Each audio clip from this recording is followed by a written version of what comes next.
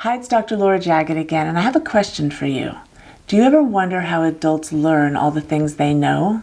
Oftentimes our parents will guide us, or friends, or someone close to us, but most of the time we learn by making mistakes along the way. So in this Mominar, I want to tell you about something I just learned. It seems pretty dumb, but I didn't know. I'm sure you all have a microwave, or you at least know how it works.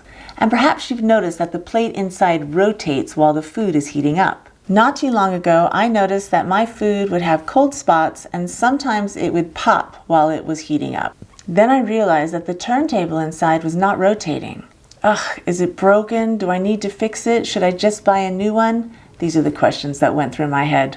I called my appliance guy to come over and take a look, and he immediately discovered the problem. My microwave was not broken. There's a button here that says turntable on off. Mine was turned off. I guess while I was cleaning the front of it, I pressed over the button too hard and disabled it. I never even noticed this button before. He just pressed it on and then it worked perfectly. So when something like an appliance is not working, look for the easy stuff first. Is it plugged in? Does it have power going to it? Is it turned on?